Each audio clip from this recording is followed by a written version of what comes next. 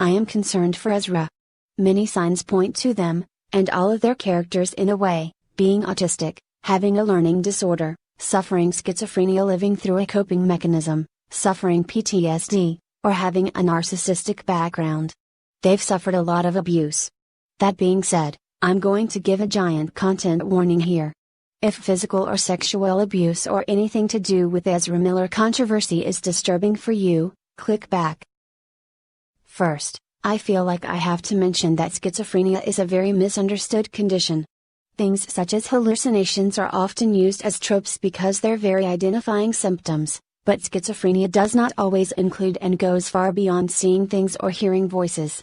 Many symptoms can be confused for something else and they can cause other problems, and in bulk they can lead to a schizophrenic diagnosis. According to DSM-5, to be diagnosed with schizophrenia, a person will have 2 or more of the following symptoms: delusions, which can include hyper-religious delusion, a sense of grand ego or superiority that places the person beyond the decency of other people and gives the person an authority. Hallucinations. Disorganized speech, which can come in many forms including circumstantial speech. Disorganized or catatonic behavior, or negative symptoms. These symptoms can include antisocial behavior, lack of restraint, physical illness, environmental symptoms, etc. These symptoms would be occurring in the context of reduced or maladaptive functions. These maladaptive functions can be a severe lack of self-care, severe lack of awareness, or reaction to trauma. PTSD is also to be taken very seriously and it is not always concrete in cause or severity. There are many psychological effects around trauma, especially in the developing brain. Ezra Miller has symptoms of antisocial personality disorder, borderline personality, as well as schizophrenia. Ezra shows many signs of being on the spectrum with Asperger's, or having a developmental disability.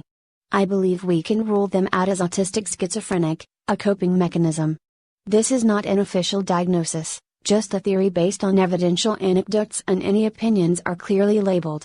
I have much more to say than this, but I will only say what I deem necessary.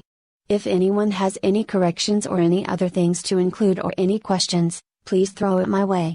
There are some movies I'm not mentioning because I have not watched them or heard the music in a long time. None of them are excluded from this topic, just not considered. Enjoy. Ezra has a history of mental illness. Even if those illnesses don't affect them as much as they used to, they leave them predisposed. They've also experienced trauma, environmentally and sexually. Trauma can serve as a catalyst to many mental illnesses, and behaviors that create abusive situations can either be passed down genetically or by influence or be learned. Ezra is an advocate for many things, one being mental illnesses. Ezra has stated, "I've survived abuse for sure, in a lot of capacities, starting from a pretty young age. There was a close friend who I had a sexual relationship with who really turned on me in a violent way. Their role and perks of being a wallflower and the songs written by their band Sons of an Illustrious Father bring out a lot of the inner trauma and mental health, as does almost everything I'm going to talk about."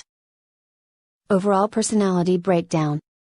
When Ezra goes behind the scenes of films, even in earlier stages, and when he meets people for interviews or in public events, they're beyond the definition of extroversion. They're willing to have very personal interactions, share very personal information, circumvent inappropriate boundaries. Ezra is very willing to be physically interactive and energetically outputting and overbearing.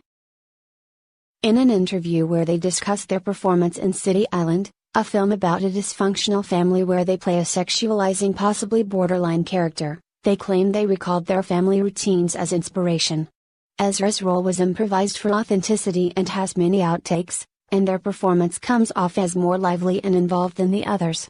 We can see that a lot of their behavior in the movie was something they'd done before or has witnessed, and it was something completely rational to them and allowed in a family setting. The mocking, sexually ignited, narcissistic behavior and situations they naturally create is something they've been exposed to environmentally and possibly genetically influenced by narcissism. It's worth noting that a lot of their acting and demeanor in We Need to Talk About Kevin was based on interpretation, since the film was openly based on a book that serves an ambiguous narration.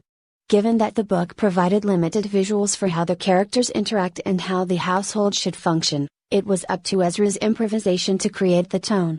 Along with the adapter, Ezra had to go into the head of a sociopathic, narcissistic, possibly schizophrenic character. Ezra at the young age of 18-19 had to use experiences and opinions to, very successfully, improvise where their character ideally should have been, in regards to mentally ill Kevin's innate need to conform to society, which is arguably the original means behind his massacre, and even his small behaviors towards all the family members. It's the same with Ezra's characters in After School, and Beware the Gonzo, although it is constrained to a school environment. Even though I think Ezra is a great actor, they seem to take being a rebel too far and show a lack of empathy, lack of awareness, and authority that comes off as a little too uncanny.